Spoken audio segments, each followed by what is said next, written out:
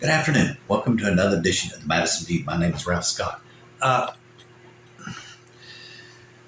was watching a news show, and the news anchor on there was interviewing a Democratic senator, I do believe, and they were going over whether or not he considered or she considered the immigrant crisis, is what I call it, an invasion. And she said no, she thinks it's a humanitarian crisis, which I agree with her. Okay. Now, his words and Marjorie Taylor Greene's line up precisely. Okay. The radical right thinks and is given the political spin that the immigrants coming to our border is an invasion. Okay. The definition of an invasion is an incursion of your territory by a region or another country with arms to overtake your country. You know, and there's all kinds of synonyms: occupation, forced armed insurgents. It's all force. It all has to do with force is what invasion is, okay? So semantically, no, it is not an invasion. It is a human crisis. It is a humane crisis, or how would you say it? Humanitarian crisis is what it is. Now here, where the right comes up with their, with one of their ideas or whatever the criticisms are going to be about the immigrants, is that why didn't you stand up and fight for your liberty? Why are you coming up here when you never even try to even take your country under control? You're not even trying to do what's right, and they're not going to be thrilled about you being up here, and that's just a fact. I mean, not everybody in this country is going to be happy that someone's immigrated in this country. It's just a fact of life. Not everyone likes you. Everybody knows that. But, the other argument, of course, is by everybody coming up through here illegally, it overwhelms our system when we can't process the people through correctly. And it really puts a lot of extra social cost on us that we don't need to bear, to burden. Had they come through correct legal channels, it probably would have been a lot smoother transition. We had handled in smaller numbers, and the economy and our social cost would have been less. So that's the major thing, is it's overwhelming our system. Okay. Now, let's go back to the budget fight, because because this all relates to this immigrant crisis. Okay. So now the Republicans, like I said in that one article in my previous video, gave nothing, Biggs or Riggs, whatever his name was, gave nothing but political fluff all the way through the article. There was no substantial meat on the bone to say how they were going to solve a thing. There was nothing in there whatsoever. Now, like I said, he did quote Marjorie Taylor Greene saying that we were being invaded by millions of immigrants on a daily basis. I think it's the exact words she said, which would be about impossible because Mexico would be empty in 15 days or 35 days. I think there's 35 million people in Mexico.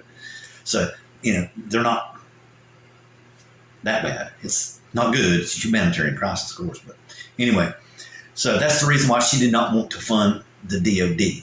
Okay. Well, she, as a congressman, should know, or congressperson in her case, should know that the only way the military, as far as I know, constitutionally can interact with civilians in any kind of way in an official capacity, it has to be authorized by the president or Congress. And to be honest with you, I think inside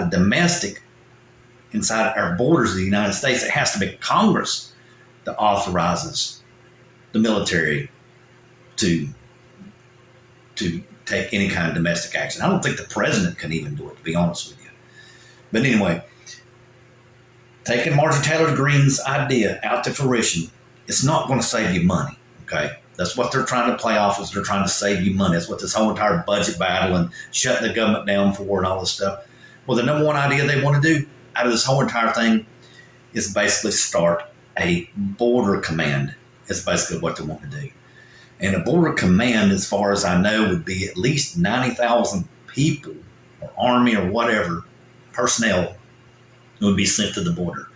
You're talking about hundreds of millions of dollars in transportation, personnel costs, housing, etc., whatever it takes to set up. Even if you just do temporary duty, until the temporary duty was done, it would be hundreds of millions of dollars on a yearly basis, if not more. And then probably what they would really want to do is because they want the bases down in their states. And because, like I said, the Republicans say they don't stick their hands out for money. Just read and think about this. Who are those border states down there? The Republicans. They're Texas, right? What's Texas want? Right wing. They want those bases down there. They want that government handout, which they say they do not want, but they do. They'll stick their hand out and drop the hat to get government money, and then say they don't take it. But anyway, I digress. And if they decided to do this as a permanent situation, it would cost billions of dollars and add another whole entire command structure to the Department of Defense. It would increase our military budget probably on a yearly basis by at least $500 billion is what I think. That's what I think. Now, I mean, it could be less than that, but I don't think so. I think you're looking at least a $500 billion a year expense for a border command. That's what I think. So how are you saving us money, Martin Tyler Green? You're going to take the deficit and run it up $500 billion more every year before you even ink a pen to cut any cost. You're already running up the cost. Probably every bit of the money you're trying to say you're going to save us, you just spent with your idea coming right straight out of your mouth. You didn't save us a dime. You didn't save us nothing. But anyway, now let's go to this whole entire shutting the country down thing now. Let's get very, very real about this, okay? I mean, don't play no games, okay? The way I see this whole entire thing, okay, but let me back up for a second. Let me go to one thing. Okay, I do not think, and this is just me, I do not think, okay, I think it's a good idea to do the border. Okay, I do think it probably is a good idea to secure our border better, because we are bordered with a corrupt country that's run by cartels and drug lords and everything like that right there, and they're sneaking stuff over the border all the time. I think it would probably be a good idea, because a lot of our children are falling victims to this fentanyl and all this stuff that isn't good for you. So I think it's probably a good idea to protect our children to do that. But it's going to come at a cost, y'all. It's going to be inflationary. In my opinion, defense spending is inflationary because it does not expand the GDP. And by what I mean by expanding the GDP, it doesn't invent a new product that brings in different job fields or different money from outside the country and basically creates a whole new sector of the economy. We've always had a Department of Defense. It is not creating a new job. It is just expanding it. So therefore, it is inflationary. Okay, that's what I consider. Economists disagree with me. I went and read all this stuff up. I still consider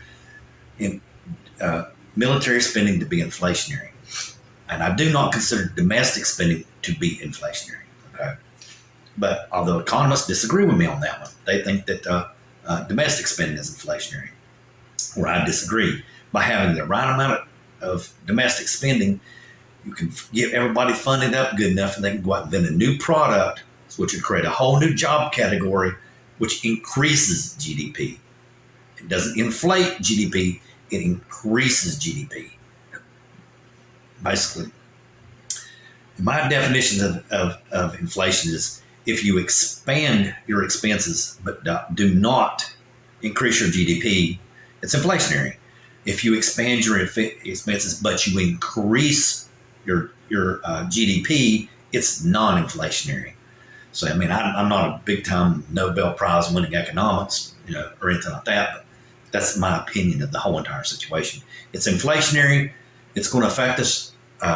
Do I think it needs to be done? Yeah, I think it's possibly a good idea to do it. It's probably something we should have done years ago. Even I'm on board with that. But the reasons that they're used is pure political propaganda.